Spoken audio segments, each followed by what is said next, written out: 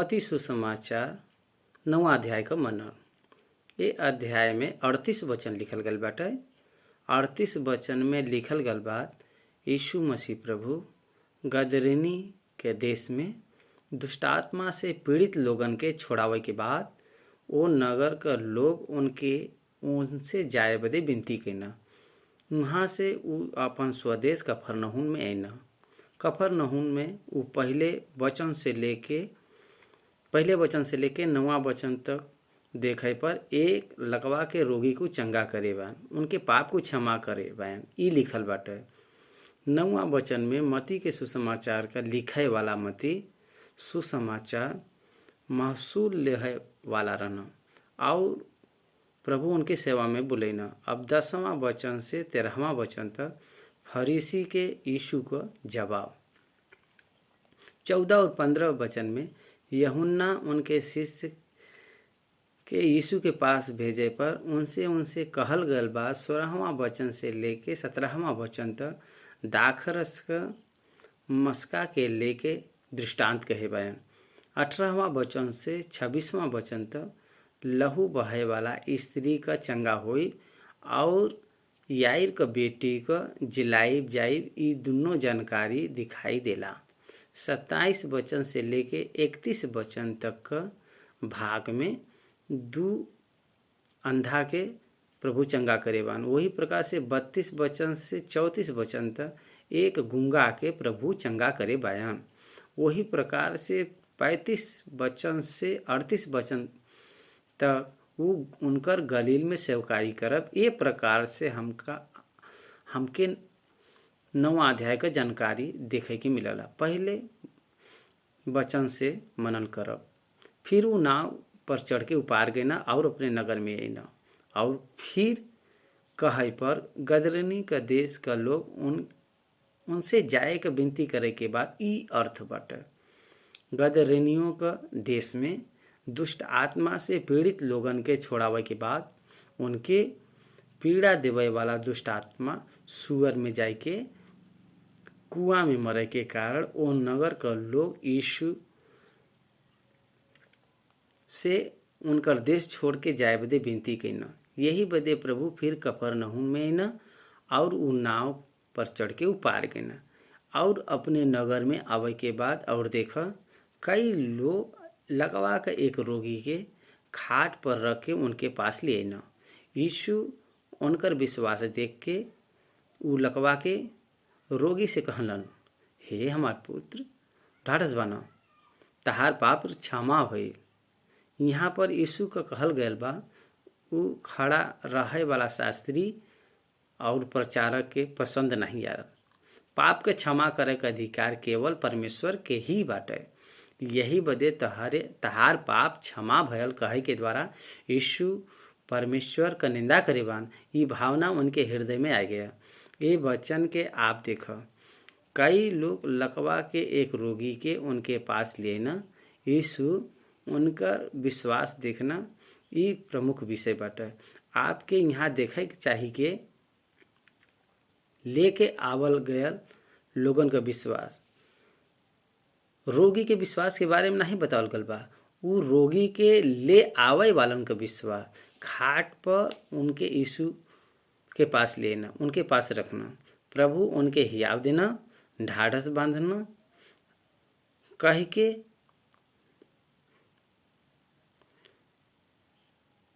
यीशु मसीह कहना।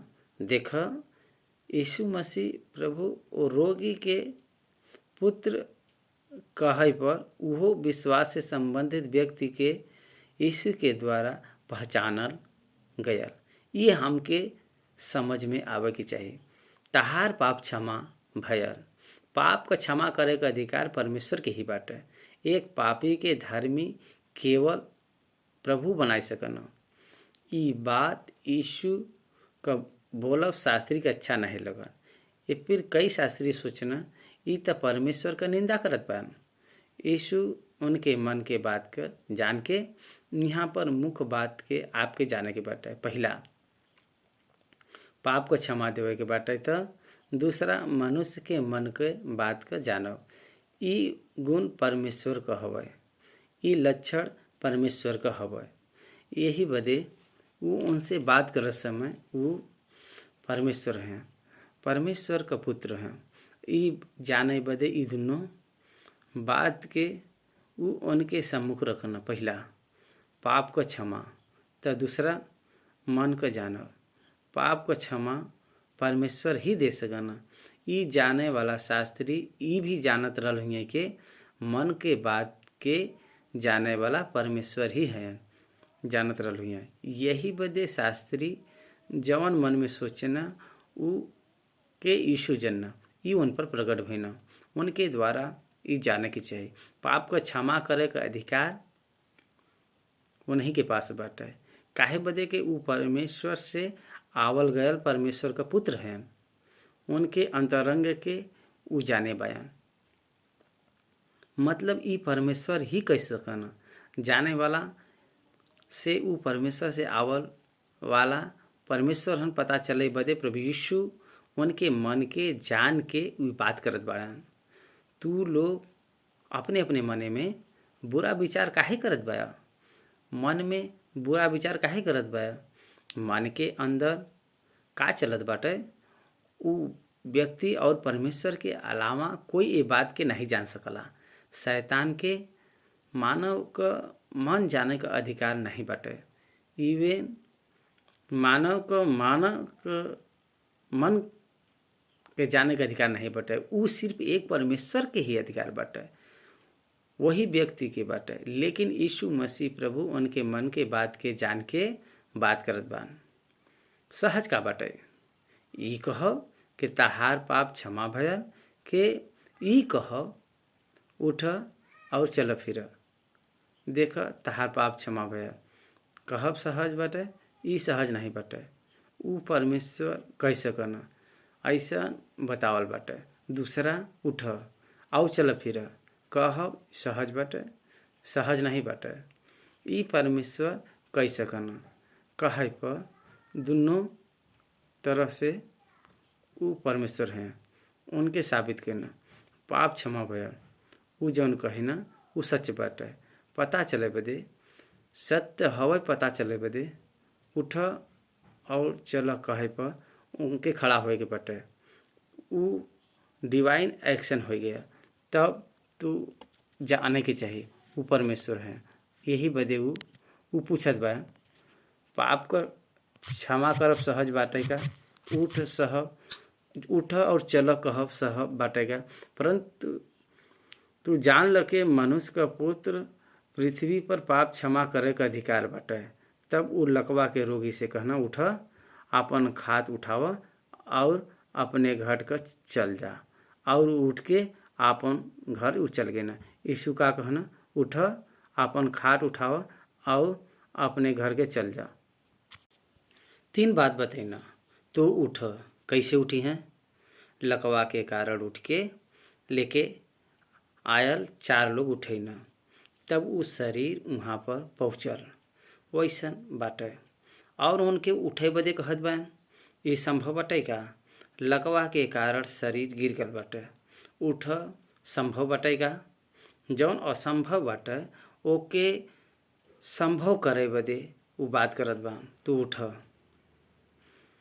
कमांड देत बा।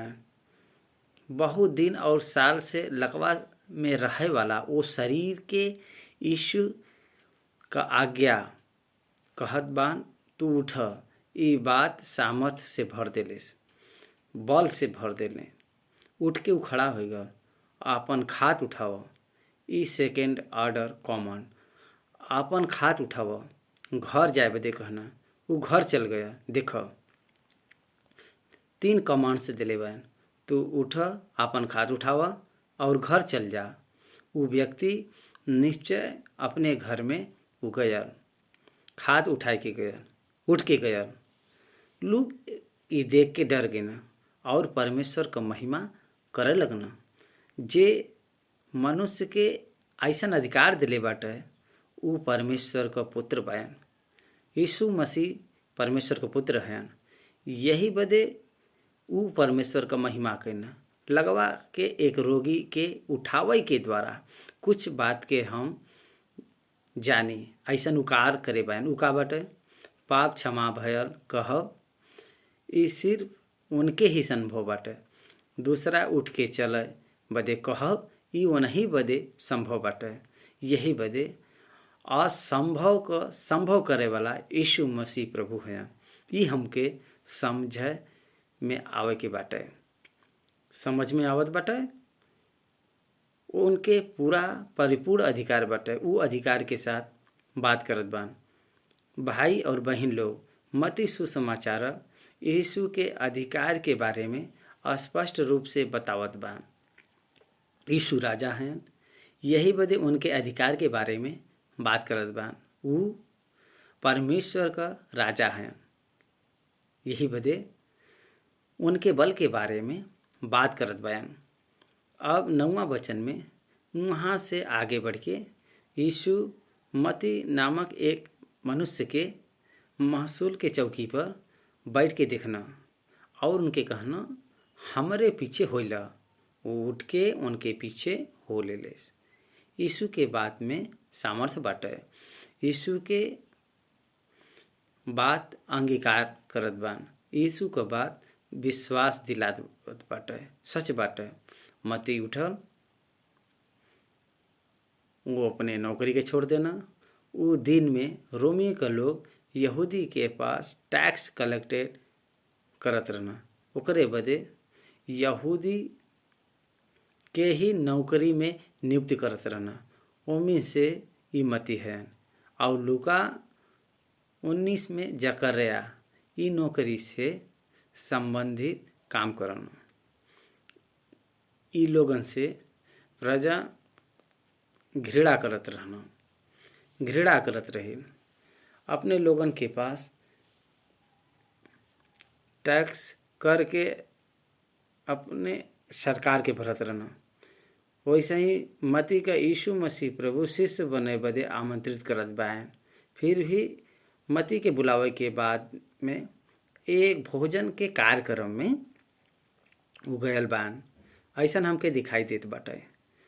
जब उ घरे में भोजन करे बदे बैठा रहना तो बहुत सारा महसूल लेवे वाला और पापी लोग आई के यीशु और उनके चेलन के साथ खाए बदे बैठना। ये देख के फरीसी उनके चेला से कहना, तहार गुरु महसूल लेवे वाला और पापी के साथ काहे खात बयान। देख, यीशु भोजन करे गल बयान। ई भोजन करे बदे जौने घरे में गयल बयान उ मत्ती का समझे के बाटे। यही बदे ई मत्ती का ई घर समझे के बाटे। यही बदे मत्ती के घरे में होए वाला भोज बाटे। ये भोज में यीशु के साथ महसूल लेवे वाला मतलब टैक्स कलेक्टर फरीसी पापी में गिनत बयान। बहुत सारा पापी आई के, पापी मतलब अलग से बाटेगा, मतलब शास्त्री और फरीसी साधारण व्यक्ति के ये प्रकार से उ लोग बुलावत रहना। शास्त्री फरीसी और सदुकी में बचल हुआ लोगन में यहूदी के धर्म के महान लोग जौन बयान दूर रहत रहना। उ पापी आय के साथ में काहे खात बयान। ये प्रकार से ऐसा प्रश्न पूछत बा। प्रभु यीशु मसीह ओका जवाब देले बा। का जवाब देना? इस सुन के यीशु उनसे कहना, वैद भले चंगा के बदे नहीं, लेकिन बीमारन बदे आवश्यक है। यही बदे तू जाय के ओकर अर्थ सीख ल। हम बलिदान नहीं लेकिन दया चाहत बाई। काहे बदे? हम धर्मी बदे नहीं लेकिन पापी के बुलावे आल बाई। यीशु मसीह प्रभु के 3.5 वर्ष के सेवकाई में यहूदी में फरीसी, सदुकी और शास्त्री ई 3 धर्म के लोगन के साथ उनकर हमेशा लड़ाई होत रहल, हमेशा तर्क वितर्क होत रहत रहल, हमेशा वचन का लड़ाई होत रहल। यही बदे तू जाय के सीख ल। तू प्रचारक के स्थान में बाया, वचन के रीराइट करे के साथ अस्थाई में बाया, वैसा ही तू लोग उनके भावना के न जनबा। हम बलिदान नाही लेकिन दया चाहला। प्रभु कोई मनुष्य नाश न हो ये नहीं चाहना, कोई मनुष्य नष्ट हो जाए ऐसा यीशु नहीं चाहना, प्रभु कभी नहीं चाहना। यह हेजकेल ग्रंथ में बतावल गल बाटे, दुष्ट अपने दुष्टता में मरब प्रभु के पसंद नहीं बाटे। वो दुष्टता से फिर के भला के मार्ग में आवब आई प्रभु के अच्छा लगला। यही बदे उनके साथ महसूल लेवे वाला और पापी के बैठे के कारण वो एक बात कहना, वैद्य बीमारन बदे वैसे पापी बदे उद्धार करता। रोगी के वैद्य का जितना ज़रूरत होला, भले चंगा का वैद्य से कौन काम रही, कुछो काम न रही। पाप के बदे उद्धार करता आवश्यक है, धर्म बदे उद्धार करता आवश्यक नहीं बयान। यही बदे हम पापी बदे बुलावे आल बाई, धर्मी के बुलावे बदे हम नहीं आल बाई। देख प्रभु का कहत बयान, पहले आगमन में वो पापी के बुलावे आल बयान, दूसरे आगमन में वो उनके साथ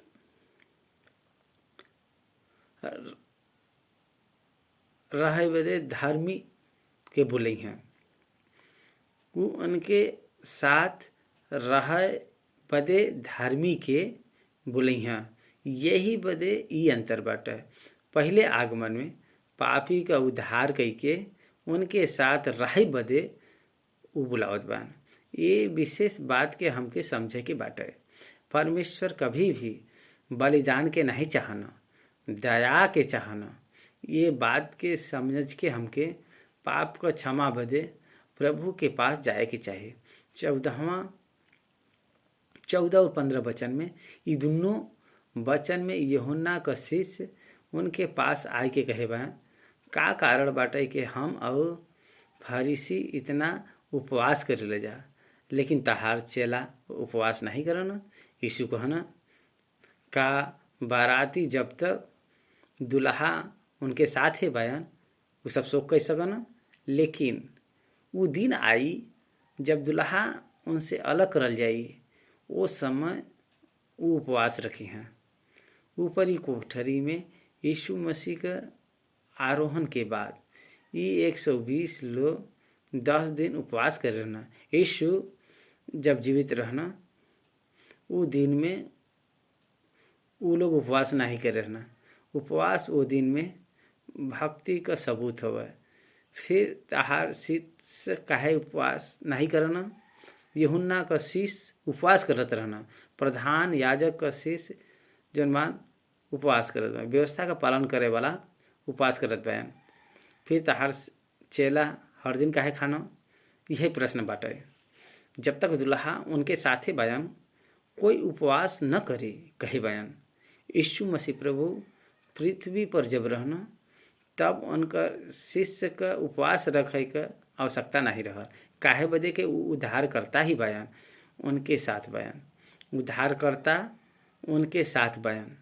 वो पवित्र आत्मा के पावे बदे ऊपरी कोठरी में उपवास रह के वो उपवास के द्वारा वो महान वरदान के वो पा ले बयान। प्रेरितों का काम का ग्रंथ वो 2 अध्याय कर गवाही देते बटे। एक बात याद रखा, उपवास मसीह बदे बाउंड्री नहीं बाटे, आज्ञा के अनुसार उपवास करे बदे नहीं कहे बयान। उपवास के कारण आत्मिक रूप से बलवंत होए का चेतावनी के प्रभु देले बयान। यही बदे उपवास लाभदायक बाटे, लेकिन उपवास उद्धार नहीं देला। उपवास आध्यात्मिक उपयोग बदे मात्र बाटे। उद्धार बदे उपवास करम नहीं बाटे। उद्धार बदे कोई भी विषय कारण नहीं बाटे। यही बदे उद्धार के विषय में उद्धार का उपवास कर रहब उ बाइबल में न्यू टेस्टामेंट में एक्सेप्ट नहीं करल गल बाटे। ये हमके जाने के बाटे। 16 और 17 वचन में नया दाखरस नाही नया मस्के में डाले के चाहिए, पुराना मस्के में न डाले के चाहिए। ये हमके न्यू टेस्टामेंट और ओल्ड टेस्टामेंट के सेपरेशन का सूचना देला। पुराना नियम में व्यवस्था वो पुराना मशक हवा, नया नियम में अनुग्रह और सच्चाई वो नया मशक बाटे। यही बदे पुराना नियम मिट जाए के चाहिए, वो पुराना मशक के हटावे के बा। नया नियम के आवे के बाद वो अब काम में आई, व्यवस्था काम में अभी नहीं आई। यीशु मसीह प्रभु मर के जी उठे के बाद व्यवस्था के द्वारा कोई के लेखा देवे के जरूरत नहीं बाटे। यीशु मसीह के ऊपर विश्वास के बारे में लेखा देवे के बात है। यही वजह नया दाखरस नया मशक में डाले के चाहिए, तब दोनों न खराब हुई हैं। एक प्रकार से ऐसा प्रभु बताए बाए। और 16 वचन में पुराना वस्त्र और नया वस्त्र के कपड़े का पैबंद पुराना वस्त्र पर कोई नहीं लगावला। काहे बदे के वो पैबंद वो कपड़ा से कुछ और खींच लेला और वो और ज़्यादा फट जाला। पुराना कपड़ा बदे पुराना पैबंद और नया वस्त्र बदे नया पैबंद ही रहला। नया नियम हो, पुराना नियम ही हवे। ये अंतर के हमके जाने के बाटे। पुराना नियम उद्धार के नहीं दे सकला, नया नियम उद्धार के दे सकला। पुराना नियम में भक्त लोग व्यवस्था के कारण धर्मी नहीं बन पैना, और नया नियम में व्यवस्था के न होए पर भी विश्वास से धर्मी बनल बयान। यही बदे नियम के समझे के चाहिए। ये प्रकार से ऐसा यीशु बतावत आल बयान। 18वां वचन से लेके 26वां वचन तक का भाग में 2 भाग बाटे। एक 12 साल से लहू बहे वाला स्त्री का चंगा हुई, और दूसरा याईर का बेटी अधिकारी का बेटी का चंगा हुई। मरल लड़की जी उठी, मौत से जी उठब। ये विषय के बारे में यहाँ पे लिखल गल बाटे। 18वां वचन से पढ़ब।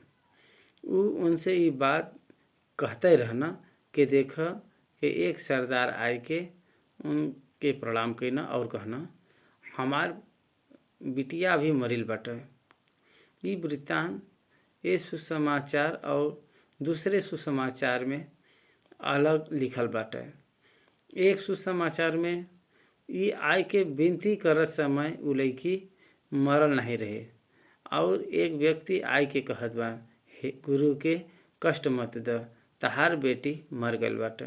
यहाँ पर आवे के बाद कोई अंतर नहीं बाटे। एक वृत्तांत के डिफरेंट पीपुल डिफरेंटली बतावत आल बा। एक ही बात के वर्णन करे के समय में एक एक व्यक्ति एक एक कोना में बतावत आल बा। यही बदे ओके असत्य हवा ऐसा हम नहीं बोल सकिले जा। देखो वो कहना हमार पुत्री अब ही मरिल बटे, लेकिन चल के अपन हाथ उन पे रख तो वो जीवित हो जाई। लूका सुसमाचार 8:49 वचन में कहला वो कहते रहना कि कोई आराधनालय के सरदार के यहाँ से आए के कहना तहार बेटी मर गई, गुरु के दुख मत दा। यीशु सुन के उनके उत्तर देना डरा मत, केवल विश्वास रख। वो मती सुसमाचार लिखत समय हमार बेटी अभी मरल बा, फिर भी तू आए के हाथ रख। वो जी हैं ऐसे कहे बयान। यही बदे ये घटना के सुने वाला ओके बतावे के तरीका अलग रहला। एज इट रिकॉर्डिंग करल गल बाटे। लूका में इन्वेस्टिगेटिव रिपोर्ट लूका लिखे बयान, और मती जौन सुने बयान ओकरे आधार पर लिखे बयान। यीशु उठकर अपने चेला से उनके पीछे हो लेना और देखो एक स्त्री जेके 12 वर्ष से लहू बहे का रोग रहल, वो पीछे से आए के उनके वस्त्र के आंचल के उ छू ले लेस।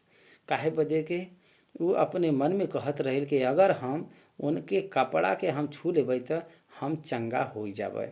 यीशु फिर के ओके देखना और कहना, पुत्री ढाढ़स बना, तहार विश्वास तहके चंगा करे बाटे।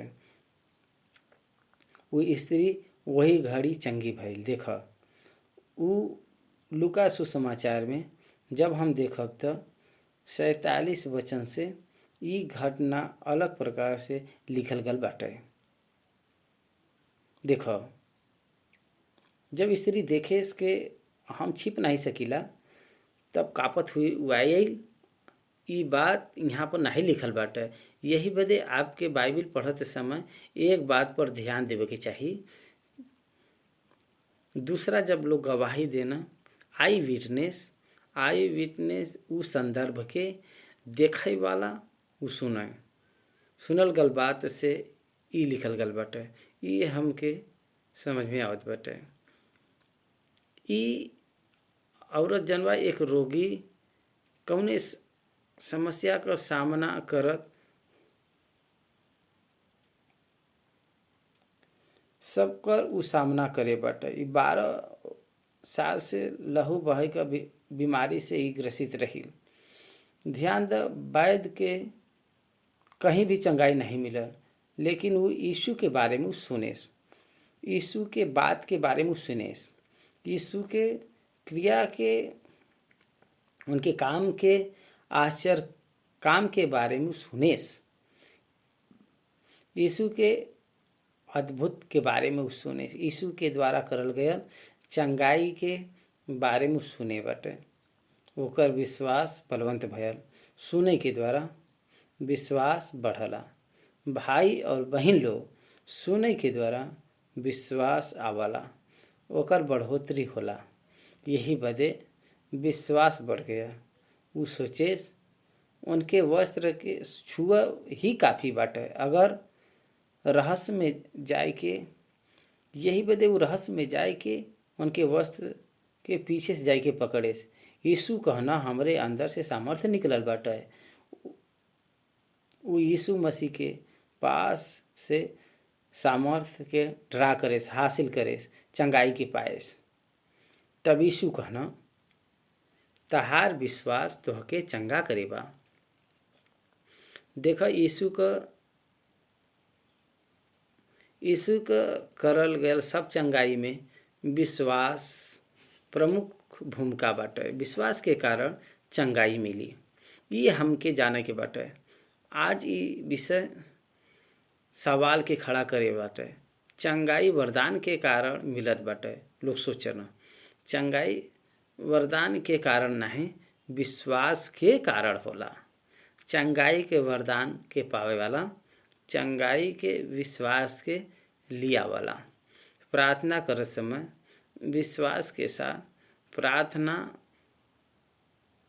कई के जवाब लियावत बान, लेकिन उनके वरदान के कारण ही नहीं बाटे। ये हमके जाने के बाटे। वो घड़ी में वो स्त्री चंगा भइल और यीशु मसीह वो घरे में आएगे ना। जब यीशु वो सरदार के घर में पहुँचना और बांसुरी बजावे वाला और भीड़ के हल्ला मचावत देखना, वो घरे में बड़ा दुख छा रहल। वो सरदार के एक बेटी रही। वो बेटी जवानी में आवत रहे, एक बेटी रही। बहुत उत्सव को मनावे का वो सोचे वाला घरे में मौत भयल बाटे। यही बदे वो घर में हल्ला मचावत लोग भीड़ करे बान। वो नगर का लोग वहाँ पर बाया। वहाँ पर यीशु के बदे जगह नहीं बा। तब यीशु कहना हट, लड़की मरल नहीं बा, वो सुतल बा। फिर वो लोग हंसे लगना और तब तक वो लोग रोवत रहना, हल्ला मचावत ना। यीशु के सत्य बोले पर वो सब हंसी कर रहे लगना।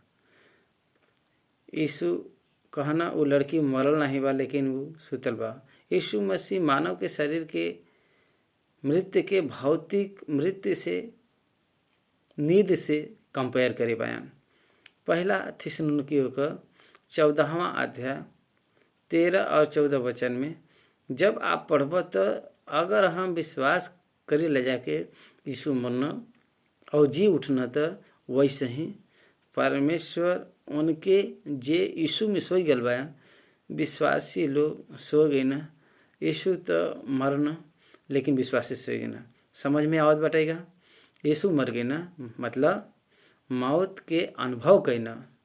विश्वासी लोग उनके भौतिक मृत्यु के कारण प्रभु से दूर नहीं होत बयान, लेकिन और अधिक करीब होत बाटे। विश्वासी अपने मृत्यु के द्वारा प्रभु के पास जा पाई हैं। यही बदे विश्वासी के सिर्फ नींदे बाटे। यही बदे ई लड़की मरल नहीं बाटे लेकिन सुतत बाए। यीशु कहे बयान ए फिर वो उन पर हंसे लगना। भीड़ निकाल देवल गया, वो भीतर गई ना और उनके चेला में से तीनों को याकूब, यूहन्ना और पतरस के साथ लेके गई ना और वो लड़की के माता पिता के अंदर लेके वो 5 लोगन के साथ भीतर जहाँ पर लड़की पड़ रही और लड़की का हाथ पकड़ के उसे कहना तबिता तलिता कुमी, जेकर अर्थ बाटे हे लड़की हम तहसे कहत भाई उठ। और लड़की तुरंत उठ के चले फिरे लगी और यीशु उनसे कहना एक कुछ खाए के दो। यही बात यहाँ लिखत समय हट जा कहे पर वो हंसी करे लगना और वो भीतर जाके लड़की का हाथ पकड़ना और वो लड़की जी उठी और ये बात का चर्चा वो सारा देश में फैल गया। देखो यीशु मसीह प्रभु का करल गयल काम अद्भुत वो नगर में फैल गया। ये हमके देखे की मिलला वो सब फैलाए देना। वो घर के लोगन के द्वारा बतावे वाला गवाही ओके सुन के लोग गवाही बतावे के कारण हमरे आँख के सामने मरल गई जो लड़की रही यीशु मसीह उठैना और ओके जिलैना और उनके दुख के स्थान में फिर से आनंद के देना और उनके घरे पर मंडरावल गयल अंधकार के फिर से उजियाला दिले बाना। ऐसा बतावे लगना मृत्यु के भी आज्ञा देवे वाला यीशु मसीह है। उन नगर का सब लोगों में समाचार फैल गए। अब 27 वचन से जब हम देखब जाब तो 2 अन्हा उन पर अनुग्रह करे बदे कहे बा, उन पर दया करल जाई ई हमके दिखाई देला। 27 वचन जब यीशु वहाँ से आगे बढ़ना था 2 अन्हा आनहर उनके पुकारत उनके पीछे चलना हे दाऊद का संतान हमरे पर दया करो। यीशु यहूदी हैं। यीशु यहूदी के गोत्र में से यही बदे उनके दाऊद का संतान कहल गया। वो नाम यीशु का पसंदीदार नाम बाटे। यही बदे मत्ती सुसमाचार पर शुरुआत के वचन में प्रभु का संतान दाऊद का संतान यीशु मसीह ऐसा लिखा बाटे। यही बदे यीशु वहाँ से आगे बढ़त समय 2 अंधा उनके पास है ना अंधन के न देखी। यही बदे वो सब सुनना और विश्वास करना और उनका पीछा करत बान और उनसे विनती करत बा हे दाऊद का संतान हमरे पर दया कर। ये प्रकार से ऐसा विनती करत बान। जब वो घर में पहुँचे न तो वो अंधा उनके पास है ना और यीशु उनसे कहना का तहार विश्वास बाटे कि हम ही कह सकीला। ध्यान दो बार बार वचन याद दिलावत बाटे विश्वास का तह के विश्वास बा। ये प्रमुख बात बाटे। वो उनसे कहना कि हाँ प्रभु विश्वास बा। विश्वास रखब हमार बहुत जरूरी बाटे। वो अंधा हमके विश्वास कहे अगर तू विश्वास करबा तो विश्वास करे वाला उनके सब कुछ संभव बाटे। अगर आप यीशु मसीह पर विश्वास रखबा तो आपके जीवन में जो कुछ भी चाहिए वो हो पाई। आप अंधा बाया तो आँख दी हैं, आप रोगी बाया तो आपके चंगाई दी हैं, आप अगर गरीब बाया तो आपके वृद्धि दे पाई हैं। विश्वास रखब तसे होई तो करे वालन बदे यीशु मसीह के द्वारा सब कुछ संभव बाटे। तब वो उनकर आँख छुई के कहना, तहार विश्वास के अनुसार तहरे बदे होय। लिटिगेशन विश्वास रखत बा, तहार देवल गयल गवाही के कारण नहीं, आपको विश्वास के कारण आपके होए के बाटे। तहके विश्वास बाटे त तहार आँख खुल जाई। यीशु मसीह प्रभु आँख के खोल सके पर भी तहार विश्वास के अनुसार हम खोलब। जौन कहे बा विश्वास बा उ सच बाटे कि नहीं, साबित होए का उ समय बाटे। साबित भयल उ विश्वास के न और आँख के पे न, और उनकर आँख खुल गया। यीशु उनके चेताई के कहना के सावधान रहा, कोई ये बाती के न जाना है।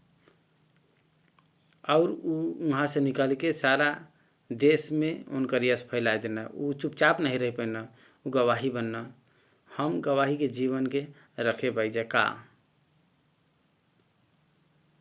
हम गवाही के जीवन के रखे बाईजा का, ये एक सवाल बनल बा हम लोगन बदे। 32 वचन से लेके 34 वचन तक के भाग में देखे पर शिष्य और यीशु साथ में जात समय गूंगा के उनके सामने लेना। जब दुष्ट आत्मा निकाल देवल गया तो गूंगा बोले लगा। ये फिर भीड़ अचंभा कई के कहे, इसराइल में ऐसा कभी नहीं देखल गया। लेकिन फरीसी कहना, ये तो दुष्टात्मा का सरदार के सहायता से दुष्टात्मा के निकालला। ध्यान दे यहाँ पर यीशु जौन कार करत बान ओके न कर पावे वाला सदूकी, फरीसी और शास्त्री उनके ऊपर दोष के बढ़ाई के याजक के साथ मिलके, द्वेष के बढ़ाई के याजक के साथ मिलके यीशु के हत्या का षड्यंत्र रचत बा। यही बदे यीशु मसीह के पास लावल गया हर एक व्यक्ति चंगा होत बा। दुष्ट आत्मा के कारण गूंगा होई ऐसा लिखल बाटे। उ एक गूंगा है। दुष्ट आत्मा एक व्यक्ति के शरीर के ऑक्यूपाई करके बीमारी लियाई के ओके बंदी बनाए के रखला। 18 वर्ष एक स्त्री जवान लड़की का कमर दुष्ट आत्मा के वजह से झुक रहा। यही वजह दुष्ट आत्मा बीमारी का कारण बनला। दुष्ट आत्मा का प्रभाव से छुटकारा पाए के चंगाई के पावे वाला व्यक्ति के बारे में बाइबल गवाही देला। भाई और बहन लोग, तू कौनो भी बीमारी आ दुष्ट आत्मा से ग्रसित बा तो यीशु को शरण ल, यीशु के नाम को शरण ल, यीशु के ऊपर विश्वास रख, यीशु के पास आई के विनती कर।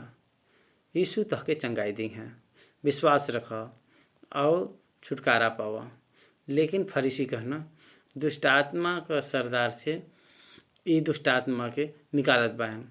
यीशु मसीह प्रभु शिष्य के दुष्ट आत्मा का निकाले का अधिकार दे के बाहर भेजना। प्रभु उल्टा प्रश्न कहना, हम दुष्ट आत्मा के सरदार से दुष्ट आत्मा के निकालत बाई तो उ तहरे बच्चन के कौने केकरे द्वारा निकालत बा? उनके भी दुष्ट आत्मा के सरदार से निकालत बा। वो परमेश्वर का काम नहीं बा। दुष्ट आत्मा का सरदार का यीशु मसीह के साथ का संबंध बाटे? मसीह परमेश्वर का पुत्र है। परमेश्वर का सामर्थ, परमेश्वर का इच्छा से उ ई दुष्ट आत्मा के निकालत बा। लेकिन इस सहन न करे वाला फरीसी वो फिर आरोप लगन। अब 38 वचन से उ नगर में घूमत और सुसमाचार का प्रचार करत बा। गलील के नगर में सुसमाचार का प्रचार करत बा। यीशु सब नगर और गाँव में फिरत रहना और उनके आराधनालय में उपदेश करत और राज्य का सुसमाचार प्रचार करत और हर प्रकार का बीमारी और दुर्बलता के दूर करत रहना। आज हम भारत देश में बाईजा, हमरे देश में घूमत फिरत गांव और नगर में घूमत सुसमाचार प्रचार करे से धर्म परिवर्तन करत हमरे देश में लोग हिंसा करत बा। सुसमाचार का प्रचार मत कर, हमके जरूरत नहीं बाटे। ए प्रकार से ऐसा आक्रमण करत बान, ओकरे बदे सरकार कानून बनाए बा। ये बात से आप लोग समझ सकल, लेकिन उ दिन में प्रभु स्वतंत्रता के साथ सुसमाचार का प्रचार कैन। सुसमाचार का प्रचार न करे से कैसे रहत रहना, उ नहीं सुनत रहना, त उनकर उद्धार कैसे होई बतावा।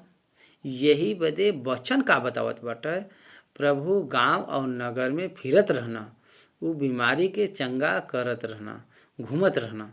आज हमरे देश का परिस्थिति अलग बाटे। कोई भी चंगाई करब कहे पर उनके व्यापार के रूप में दिखाई देवे वाला तब का फरीसी लोग आज भी बाया। जब वो भीड़ के देखना था, वो लोगन पर उनका तरस आल, काहे बदे के ऊ लोग ऊ भेड़ के समान जेकर कोई रखवाला नहीं बाटे, उकुल भटकर रहना एक बड़ी बात के बतैना। तब वो अपने चेलन से कहना, पका खेत तो बहुत बाटे लेकिन मजदूर थोड़ा बायन। यही बदे खेत के स्वामी से विनती कर के वो अपने खेत काटे बदे मजदूर भेजाएं। खेत तो बहुत बाटे लेकिन मजदूर थोड़ा ही बायन। बहुत सेवक चाहिए, बहुत सेवक चाहिए। सुसमाचार का ज़्यादा प्रचार होना चाहिए। सुसमाचार के साथ बिगड़े वाला प्रचार ऑनलाइन में प्रवेश, प्योर गॉस्पल चाहिए, प्योर गॉस्पल चाहिए। सही मायने में संपूर्ण सही प्रकार का प्रचार करल जाए चाहिए। कोई भी प्रकार का चंगाई और कोई भी प्रकार का सेंस में दिखाई न देवे चाहिए। उनके अट्रैक्शन के द्वारा सुसमाचार का मार्ग अलग न होके चाहिए। ये प्रकार से ऐसा सतर्कता आज के लोगन के लेवही के बाटे। प्रभु कहे बयान, ऊ भेड़न के समाज बयान जेकर कोई रखवाला नहीं बाटे, ऊ तरस खाए बयान। हम समाज के जब देखी ले जाता तरस खाए के चाहिए। ओह, ये उद्धारकर्ता के बिना कैसे कष्ट में बयान, ये तरस खाए के चाहिए। उनके सुसमाचार का प्रचार करे के बाटे। ये हमरे बदे एक धर्म के रूप में बतावल गल बाटे। 9वां अध्याय हम यहाँ पर समाप्त करत बाई।